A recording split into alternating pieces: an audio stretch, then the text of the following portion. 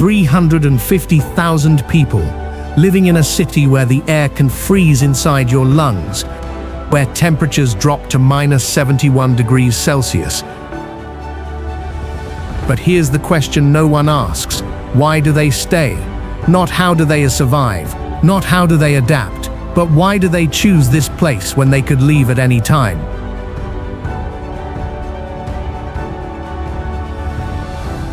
I spent 6 months researching Yakutsk, the coldest city on Earth, to answer this question. And the answer has nothing to do with survival. It's about something far deeper about human nature.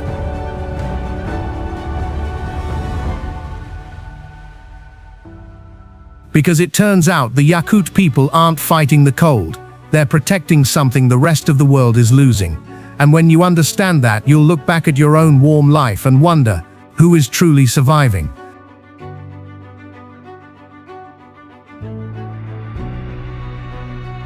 So let me take you to Yakutsk, not as a tourist, but as someone searching for answers. But before I show you why, you need to understand where.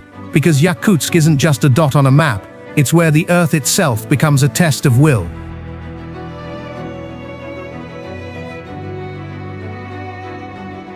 Yakutsk, 5,000 kilometers east of Moscow, 450 kilometers south of the Arctic Circle.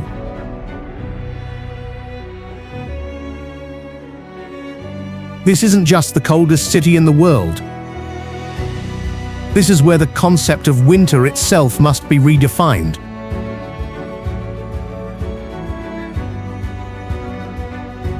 Average January temperature, -40 degrees Celsius. That's not the coldest it gets, that's the average. There are days when temperatures drop to -71 degrees, so cold that metal shatters, rubber turns to glass, and your breath freezes before it hits the ground.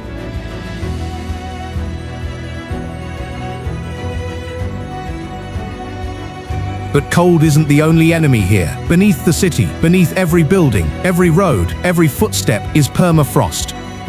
Permanently frozen ground more than 1,500 meters deep. It's been here for 500,000 years. It will be here long after Yakutsk disappears. Permafrost is memory. It preserves everything from mammoth bones to ancient viruses. It's a time capsule separating the modern world from the Ice Age. And every year, as global temperatures rise, this capsule begins to open. So who lives on this ice? The Sakha people, also called Yakut, a Turkic ethnic group that migrated to Siberia over 800 years ago, fleeing conflict in the south. They learned to live with the cold not by conquering it, but by respecting it. But here's what most history doesn't tell. For 70 years under Soviet rule, the government tried to erase Sakha culture. Language was banned, beliefs were suppressed, names were Russified. The goal? Turn the Sakha into Soviet citizens, no longer Sakha, but they didn't submit. They preserved language through lullabies. They passed down beliefs through stories told at night. And when the Soviet Union collapsed in 1991, Sakha culture didn't just survive, it exploded back. Today, 95% of Yakutsk's population speaks Sakha. They're teaching the younger generation the Olonko epic, a 20,000-line heroic poem recognized by UNESCO as intangible cultural heritage. They're protecting something that even 70 years of suppression couldn't destroy, and that's the first clue to understanding why they stay. So, how do 350,000 people survive these conditions? The answer begins with architecture. Every building in Yakutsk is built on stilts, steel pillars 2 to 3 meters high, lifting the entire structure off the ground, not to prevent flooding, but to protect the permafrost. If you build directly on permafrost, heat from inside will melt the ice below. Floors collapse, walls crack, the entire building tilts and eventually falls. Yakutsk has whole neighborhoods abandoned for this reason. Concrete skeletons from the Soviet era when engineers didn't understand permafrost. But stilts are just the first step. Water pipes can't be buried underground, the water would freeze instantly. So Yakutsk has an above-ground water system, insulated and heated by electricity. Massive metal pipes run along the city like veins, spraying hot steam into the -50-degree air. The cost to maintain this system? 3 times more than a normal Russian city.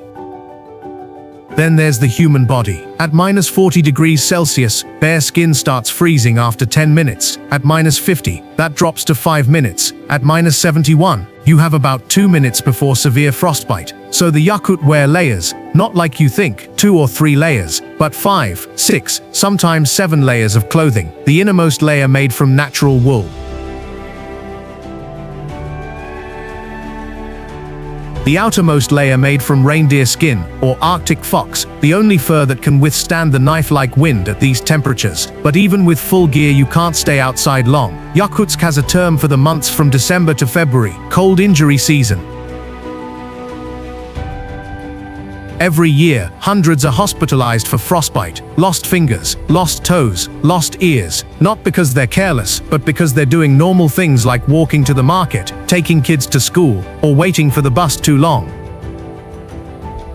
And cars, they're never turned off. From November to March, most parking lots in Yakutsk echo with the constant sound of running engines. If you turn off your car, the engine will freeze within 4 hours. Oil thickens, battery dies, the car won't restart without specialized heating equipment. So the Yakut leave cars running all day, all night, all winter. Fuel cost, double. Air pollution, top 10 most polluted cities in Russia.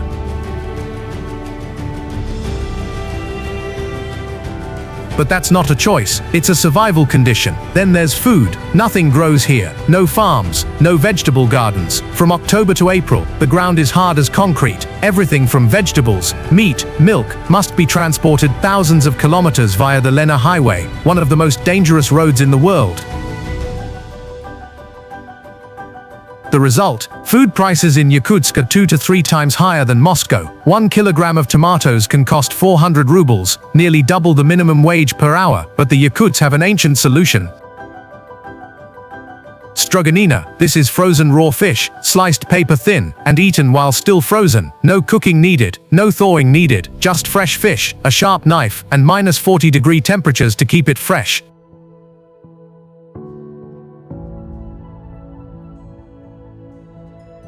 This is survival food that's existed for thousands of years, and still appears at every feast in Yakutsk today. This is life in Yakutsk. Every day is a battle against nature. Every simple action, bathing, cooking, going to work, requires preparation, cost, and risk that the rest of the world never thinks about.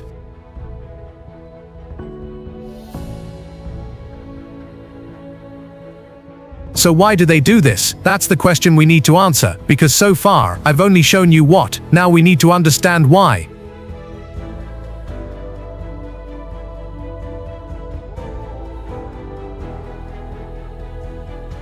But there's one problem we haven't talked about, and it could make everything I just described obsolete within 50 years. Permafrost is melting, not slowly, not in a controllable way, but suddenly, irreversibly, and faster than any scientific model predicted. From 1991 to 2020, average temperatures in Yakutsk increased by 3 degrees Celsius. That doesn't sound like much, but for permafrost, ice that's been stable for 500,000 years, it's a geological shock. Let me show you what this means. In 2018, a 5-story apartment building on the outskirts of Yakutsk started tilting. Not from an earthquake, not from construction errors, but because the permafrost underneath melted, turning the foundation into mud. Within 6 months, the building tilted 15 degrees. All 60 families had to evacuate. The building was destroyed. This isn't an isolated incident. From 2010 to 2023, Yakutsk lost over 120 buildings to permafrost-related collapse. That number is accelerating.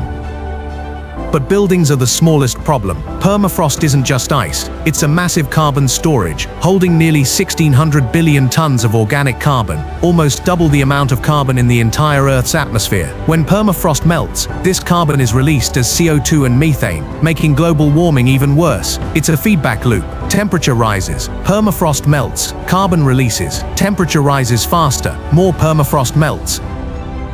Scientists call this the permafrost carbon bomb, and it's detonating right now beneath Yakutsk. But here's the part most people don't know, and this is why it matters more than you think. Permafrost doesn't just store carbon, it stores time. Drill down into permafrost layers and you'll see ice layers, each representing a different ice age. The top layer, 10,000 years old, from the Holocene epoch. Deeper, 30,000 years when mammoths still roamed. Even deeper, 100,000 years, 500,000 years, ice ages when humans didn't even exist yet. Each layer contains bacteria, viruses and microorganisms from its era. Frozen in suspended animation, in 2016, an unusual heat wave in the Yamal Peninsula, 400 kilometers west of Yakutsk, melted a 75-year-old permafrost layer. Inside was a reindeer carcass that died in 1941, infected with Bacillus anthracis. You know what that is, anthrax. The bacteria that had been sleeping for 75 years suddenly woke up. It infected a nearby reindeer herd. A 12-year-old boy died. Over 2,300 reindeer died. The entire region was placed under military quarantine. That was a warning, because if anthrax can survive 75 years, what's lying deeper in those 10,000-year, 30,000-year, 500,000-year-old ice layers? Scientists don't know, they just know there's something down there, and it's starting to wake up. So the question returns, why do 350,000 people still stay? Because here's what the rest of the world doesn't understand. When you ask a Yakut person, why don't you leave? They'll look at you as if you just asked, why don't you abandon your mother? Yakutsk isn't just a city, this is home. Not in the sense that you rent an apartment and call it home, but in a deeper sense, where your ancestors are buried, where your language was formed, where your identity is tied to the land in a way that people who've never lived on ice can't understand. The Sakha have a word, Sakha Syra, Sakha land. It's not a place name, it's a philosophical concept. It means, this land and this people are one, inseparable. So when permafrost melts, when buildings collapse, when ancient viruses wake up, they don't run, they adapt, they rebuild, they stay. Because leaving Yakutsk isn't leaving a city, it's abandoning yourself. But there's something I haven't told you. Something I only discovered after 6 months of research. The Yakuts don't feel suffering. Not that they don't feel cold, they do. Not that they don't struggle, they do. But they don't see it as sacrifice. Let me explain. I interviewed a woman named Italina, 34 years old, an English teacher, born and raised in Yakutsk. I asked her the question. I asked everyone, have you ever thought about leaving? She laughed, then said, leave to where? Moscow, where people live in shoebox apartments, work 12 hours a day, and don't know their neighbor's name. That's not living, that's existing. I was surprised, but here, you face minus 71 degrees. You can lose fingers to frostbite. Your kids can't play outside 6 months a year. She nodded. True, but here, I know who I am. I know how my ancestors lived. I teach my children the Sakha language, a language that nearly went extinct 30 years ago. I take them to the Yak festival every summer, where we dance around sacred poles and drink kumis like our ancestors did for 800 years. I teach them to respect the cold, not fear it, but live in harmony with it. She paused, looked out the window where it was minus 45 degrees. In Moscow I'd be warmer, but I'd be empty. That was the moment I understood. For the Yakut, cold isn't the enemy, it's the test. A test they've passed for 800 years, and passing it is part of their nature. There's a 2019 psychology study from the Northeastern Federal University in Yakutsk. They measured self-reported happiness levels of Yakutsk residents and compared them with other Russian cities. The result?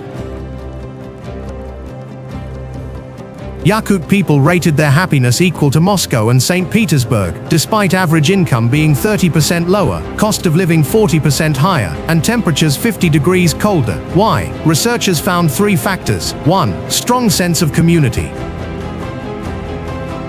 In Yakutsk, neighbors aren't strangers, they're survival networks. When your car dies at minus 50 degrees, someone will stop to help you. No questions asked, no payment needed, because next week, it might be their turn. 2. Connection to tradition. 68% of Yakutsk residents participate in at least one Sakha cultural festival per year. That's 4 times higher than other minority groups in Russia. Tradition isn't a museum, it's lived practice. 3. Meaning through challenge. This is the strangest part. When asked, what makes your life meaningful? 72% of Yakut people answered, the ability to live well in difficult conditions. Read that again. They don't say despite difficult conditions, they say through difficult conditions. Cold isn't an obstacle on the path to happiness, it is the path. Psychologists call this post-traumatic growth. But in Yakutsk, it's not post-anything, it's continuous. Every winter is a challenge. Every time they pass, it's an affirmation. And here's the paradox. While the rest of the world is pursuing comfort, perfect climate control, convenient delivery, everything designed to eliminate friction, the Yakut are finding meaning precisely in that friction. They're not surviving despite the cold. They're living deeply because of the cold. Italina told me one last thing before I left. You ask why we stay, but that's the wrong question. The right question is, why does the rest of the world think warmth is the answer? And that's when I realized, they're not surviving in Yakutsk, they're questioning how the rest of us define living.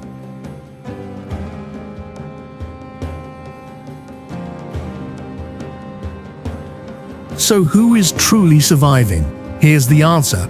Warmth isn't temperature. Warmth is choice. You can live in a 22-degree apartment and feel cold because you're lonely, disconnected, you don't know who you are. Or you can live at minus 50 degrees and feel warm because you're surrounded by community, you know where you belong. And your life has purpose. The Yakut have understood this for 800 years. They're not surviving with the cold, they're living with clarity. And the rest of us, we're surviving with comfort. That's the difference. So what can you learn from Yakutsk even if you never set foot in Siberia? 3 things. 1. Friction creates meaning. Stop optimizing everything out of your life. Challenge isn't the enemy, it's the teacher. 2. Community is built through interdependence, not convenience. If you don't need anyone, you won't have anyone when you need them. 3. Identity comes from commitment, not choice. Choose a place, choose a people, choose a tradition, and protect it, no matter how difficult. Yakutsk isn't a lesson about how to survive at minus 71 degrees. It's a lesson about how to live at any temperature. If this documentary made you think differently about what warmth means, hit like. If you want to see more stories that challenge how we live, subscribe to the channel. And if you know someone searching for meaning, share this video with them. Because sometimes the answer doesn't come from seeking comfort. It comes from embracing the cold. Thank you for watching.